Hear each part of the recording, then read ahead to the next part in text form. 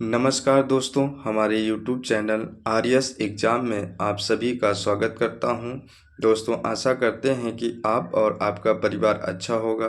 दोस्तों, आज हम आप दोस्तों के लिए भूगोल विषय के प्रश्नों की श्रृंखला को लेकर आया हूं। दोस्तों, इसी के साथ पहला प्रश्न शुरू करते हैं। दोस्त, पहला प्रश्न आपका दिया गया है, सूर्य के चारों ओर घूमने वाले खगोलीय पिंड को क्या कहलाते हैं। ठीक है, तो इसका जो सही आंसर हो जाएगा दोस्त, ग्रह कहलाते हैं। क्या कहलाते हैं? ग्रह कहलाते हैं। ठीक है ना। बात आती है सूर्य या किसी अन्य तारों के चारों ओर परिक्रमा करने वाले खगोल पिंडों को ग्रह कहते हैं। ठीक है ना। ग्रह की ये हो गई परिभाषा। अगर देखा जाए दोस्त, तो अगर आपसे पूछा जाए अंतर्राष्ट्रीय खगोलीय संघ के अनुसार हमारे सौर मंडल में ग्रहों की संख्या कितनी है, तो सौर मंडल में ग्रहों की संख्या कितनी है दोस्त? 8 है। ठीक है। इस प्रकार से अब आपसे क्वेश्चन बन सकता है कि वो 8 ग्रह कौन कौन से हैं। आपका बुध है, शुक्र है, पृथ्वी है, मंगल है, बृहस्पति है, शनि है, यूरेनस है और नेपच्यून है। ठीक है ना। ये आपके ग्रहों की संख्या टोटल 8 है।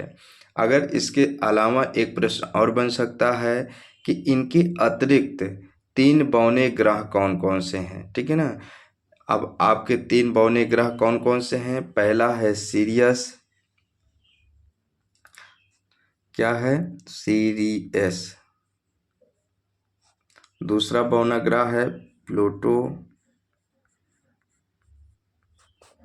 और तीसरा दिया गया है एरीज।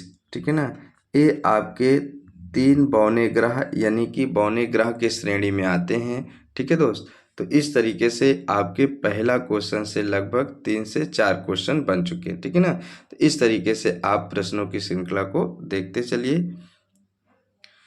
अगला क्वेश्चन है दोस्त, सूर्य के संगठन में सहायक गैस हैं। ठीक है ना। यानी कि जो सूर्य के संगठन में सहायक गैसों की कौन कौन सी हैं, तो यहाँ पर इसका जो सही आंसर हो जाएगा दोस्त, हाइड्रोजन और हीलियम। ऑप्शन डी इसका सही आंसर हो जाएगा, हाइड्रोजन और हीलियम। बात आती है दोस्त, हाइड्रोजन सूर्य की सतह का मात्रा लगभग, हाइड्रोजन की जो मात्रा है लगभग 74% है हाइड्रोजन की। और हीलियम का जो है, हीलियम का दोस्त दिया गया है 24%। ठीक है ना। यानी सूर्य की संगठन में जो सहायक गैसें हाइड्रोजन और हीलियम है, अगर हाइड्रोजन की प्रतिशत पूछा जाए तो आपको 74% है और हीलियम की परसेंट पूछा जाए तो 24% है। ठीक है। अगला क्वेश्चन देखते हैं। क्वेश्चन नंबर 3 दिया गया है, निम्नलिखित में से कौन सा ग्रह सूर्य का चक्कर सबसे कम समय में लगाता है। ठीक है। तो इसका जो सही आंसर हो जाएगा दोस्त, ऑप्शन ए बुध। ठीक है ना। बुध जो है सूर्य का चक्कर सबसे कम समय में लगाता है। अगर क्वेश्चन बने कि बुध सौर मंडल के 8 ग्रहों में सबसे छोटा और सूर्य से निकटतम है। ठीक है ना। अगर आपसे पूछा जाए कि सौर मंडल में सबसे छोटा ग्रह कौन सा है, तो सबसे छोटा ग्रह दोस्त बुध ही है। ठीक है ना। बुध अपना परिक्रमण यानी कि एक चक्कर लगाने में लगभग 88 दिन लगा देता है। कितने दिन लगा देता है? 88 दिन। सूर्य का परिक्रमण करने में 88 दिन लगा देता है। ठीक है ना, पूरा चक्कर करने में। क्वेश्चन नंबर आपका 4 दिया है दोस्तों। क्वेश्चन नंबर 4 में आपको दिया गया है कि पृथ्वी के भ्रमण की गति है। ठीक है ना। जो पृथ्वी के भ्रमण की गति है, आपका ऑप्शन ए हो जाएगा 27 किलोमीटर पर। ठीक है। अब यहाँ पर बात आती है कि पृथ्वी अपने अक्ष पर पश्चिम से पूरब की ओर, ठीक है ना, पृथ्वी जो अपने अक्ष पे घूर्णन करती है पूरब से पश्चिम की ओर करती है। ठीक है ना। ये लगभग 1610 किलोमीटर, लगभग 1610 किलोमीटर पर आवर, ठीक है ना, 1610 किलोमीटर प्रति घंटे की चाल से चक्कर लगाती है। और अपने अक्ष पर जो पृथ्वी है, ये अपने अक्ष पर लगभग 23 घंटे 56 मिनट, अपने अक्ष पर 23 घंटे 56 मिनट और 4 सेकंड, ठीक है ना, क्या करती है 4 सेकंड, ठीक है ना, में एक पूरा चक्कर करती है, ठीक है ना, जिससे दिन और रात होते हैं, ठीक है ना। ये भी क्वेश्चन बहुत इंपॉर्टेंट है कि पृथ्वी अपने जो है यहाँ पर 23 घंटे 56 मिनट 4 सेकंड में अपना पूरा जो है एक चक्कर लगा लेती है घूर्णन करने में, ठीक है ना, इसी से दिन रात होते हैं। क्वेश्चन नंबर 5 दिया है। क्वेश्चन नंबर 5 आपका दिया गया है, भू कक्ष तल पर भू अक्ष का झुकाव है, ठीक है ना। भू अक्ष का जो झुकाव होता है दोस्तों, इसका जो सही आंसर हो जाएगा 66 सही 1/2, ठीक है, अंश डिग्री हो जाता है इसका, ठीक है ना। पृथ्वी अपने अक्ष से इतना झुकाव का कोण बनाती है, इसका सही आंसर हो जाएगा। क्वेश्चन नंबर 6 देखते हैं। क्वेश्चन नंबर 6 दिया है, पृथ्वी की अपनी कक्षा में गति है, ठीक है ना। तो यानी पृथ्वी अपनी कक्षा में किस दिशा में गति करती है आपको बताना है, ठीक है। इसका जो सही आंसर हो जाएगा, आंसर आपका हो जाएगा ए, ठीक है ना, यानी कि पश्चिम से पूर्व की ओर, ठीक है ना, पश्चिम से पूर्व की दिशा में गति करती है, ठीक है ना। अगला क्वेश्चन, क्वेश्चन नंबर 7 दिया गया है। क्वेश्चन नंबर 7 दिया गया है, इसमें दिया गया सूर्य के गिर्द परिक्रमा में निम्न में से कौन सा ग्रह अधिकतम समय लेता है, ठीक है ना। तो इसका जो सही आंसर हो जाएगा दोस्तों, आंसर आपका बी हो जाएगा बृहस्पति, ठीक है ना। अब आती है जो बृहस्पति है सूर्य से अधिक समय लेता है, ठीक है ना। इन ऑप्शन में जो दिया गया है उससे अनुसार इसका आंसर होगा बृहस्पति, ठीक है ना। अब बात आती है,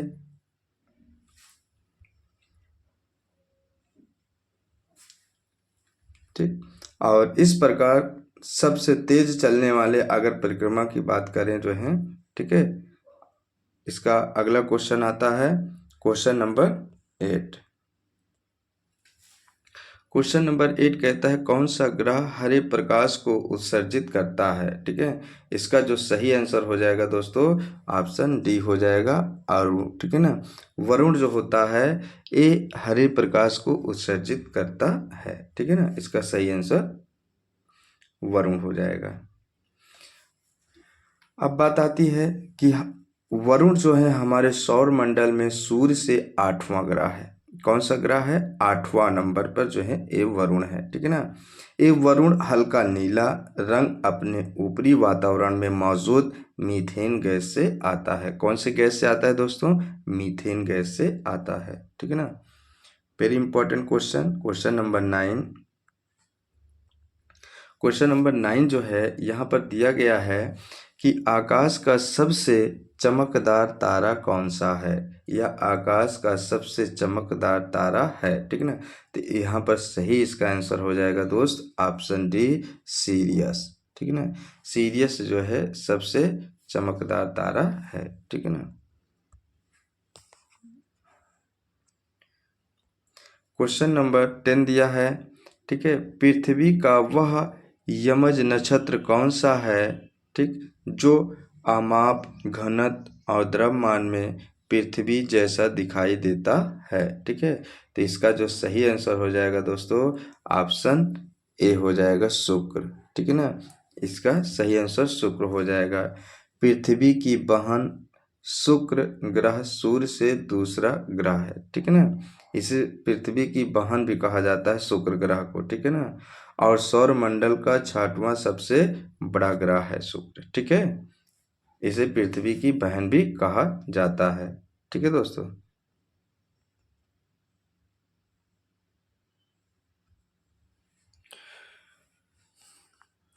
क्वेश्चन नंबर 11 दिया गया है, स्थल मंडल की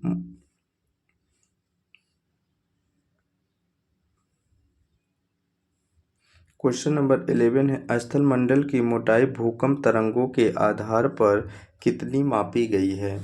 तो दोस्तों इसका जो सही आंसर हो जाएगा 100 kilometre, option B, option B है 100 किलोमीटर तक मापी गई है, ठीक है ना।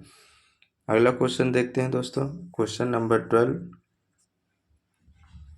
क्वेश्चन नंबर 12 दिया गया है, पृथ्वी की आंतरिक संरचना के संबंध में सर्वाधिक महत्वपूर्ण जानकारी का स्रोत क्या है? ठीक है ना। इसका जो सही आंसर हो जाएगा दोस्त ऑप्शन बी, भूकंप विज्ञान। ठीक है ना। इसका जो सही आंसर हो जाएगा भूकंप विज्ञान। ठीक है ना। बात आती है भूकंप विज्ञान जो होता है भौतिक भूगोल की एक प्रमुख शाखा है और जिसके अंतर्गत भूकंपों का वैज्ञानिक अध्ययन एवं तथ्यपूर्ण विश्लेषण शामिल किया गया है। ठीक है ना। अगला देखते हैं क्वेश्चन नंबर 13। क्वेश्चन नंबर 13, वह अक्षांश रेखा जिस पर सदैव दिन व रात की अवधि समान रहती है। तो इसका जो सही आंसर हो जाएगा दोस्त, ए वेरी इंपॉर्टेंट क्वेश्चन है कि वह अक्षांश रेखा जिस पर सदैव दिन और रात की अवधि समान रहती है। इसका सही आंसर हो जाएगा ऑप्शन ए, भूमध्य रेखा। ठीक है ना। भूमध्य रेखा पर जो है हमेशा दिन और रात समान रहते हैं।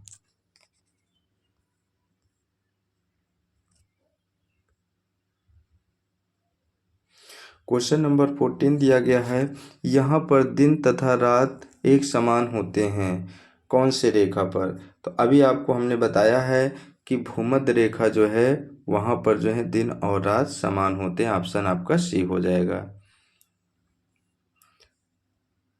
क्वेश्चन नंबर 15 पे चलते हैं दोस्तों। अंतरराष्ट्रीय तिथि रेखा 180 अंश देशांतर से कितनी बार विचलित होती है? तो इसका जो सही आंसर हो जाएगा दोस्तों, ए आपका ऑप्शन ए हो जाएगा 4 बार। ठीक है ना। इसका सही आंसर क्या हो जाएगा? 4 बार। ठीक है ना।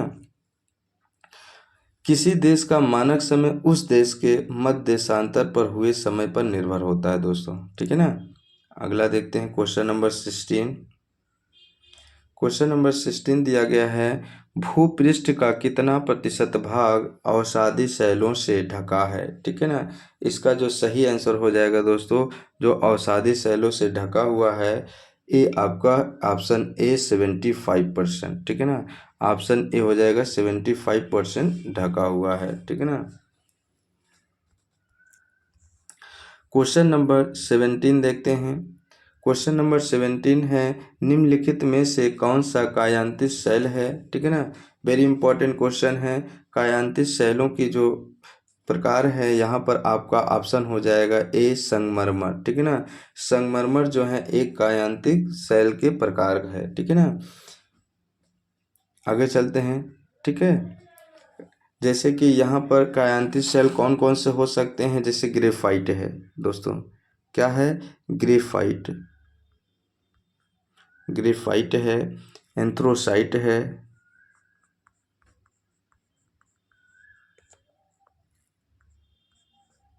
एंथ्रोसाइट, ये सब कायांतिक शैल। कोयला है। ठीक है ना। कोयला, ये सब कायांतिक शैल के प्रकार हैं। ठीक है दोस्त। आगे चलते हैं। Question number 18। ठीक है ना। क्वेश्चन नंबर 18 में दिया गया है, सुनामी किस भाषा का शब्द है? ठीक है ना। वेरी इंपॉर्टेंट क्वेश्चन, सुनामी किस भाषा का शब्द है? तो इसका जो सही आंसर हो जाएगा दोस्तों ऑप्शन सी, जापान। ठीक है ना। जापान जो जापानी भाषा है। ठीक है ना। सुनामी जो है एक प्रकार की कैसी भाषा है? जापानी भाषा है। ठीक है ना। क्वेश्चन नंबर अगला देखते हैं। क्वेश्चन नंबर 19 देखते हैं दोस्तों। क्वेश्चन नंबर 19 दिया गया है, पृथ्वी की पपड़ी की ठोस चट्टानों के नीचे जो पिघला हुआ पदार्थ होता है, जो कभी कभी ज्वालामुखी के उद्गार के साथ धरती के ऊपरी तल पर आ जाता है, उसे क्या कहते हैं दोस्तों?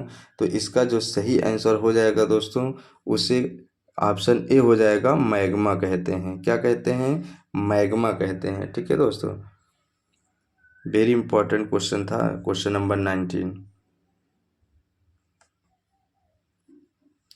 क्वेश्चन नंबर 20 देखते हैं दोस्तों। दिया गया है, निम्नलिखित में से किसे भूमध्य सागर का लाइट हाउस कहते हैं? ठीक है। भूमध्य सागर का लाइट हाउस किसे कहते हैं? इसका जो सही आंसर हो जाएगा दोस्तों ऑप्शन ए, सिसिली का स्ट्रोम्बोली। ठीक है ना। सिसिली का स्ट्रोम्बोली ऑप्शन ए जो है सही हो जाएगा दोस्तों। ठीक है ना। ऑप्शन ए आपका सही हो जाएगा। क्वेश्चन नंबर 21 दिया है, निम्नलिखित में से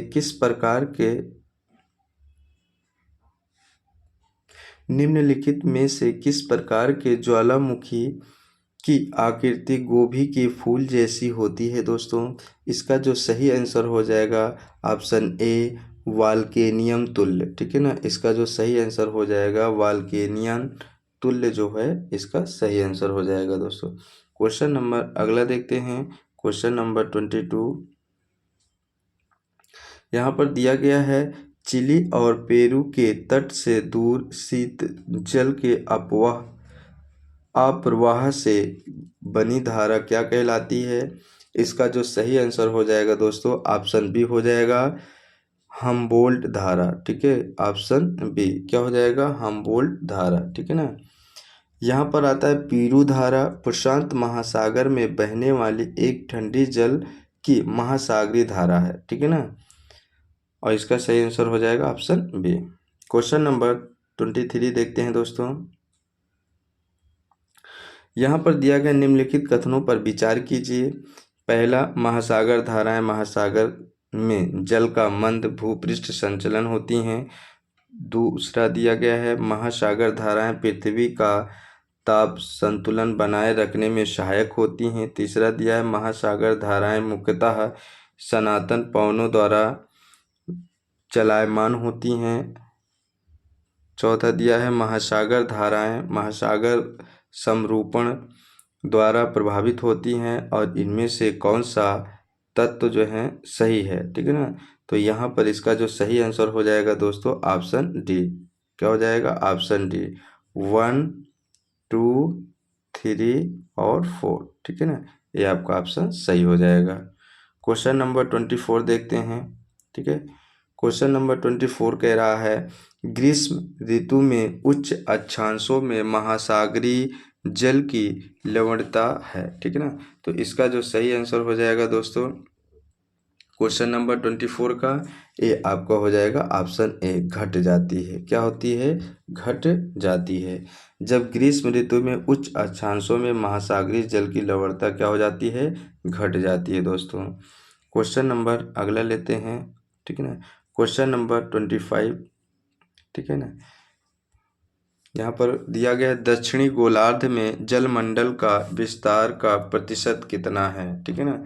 तो इसका जो सही आंसर हो जाएगा दोस्तों 80.9%, ठीक है ना। ऑप्शन सी हो जाएगा 80.9%, ठीक है ना। इसका सही आंसर हो जाएगा।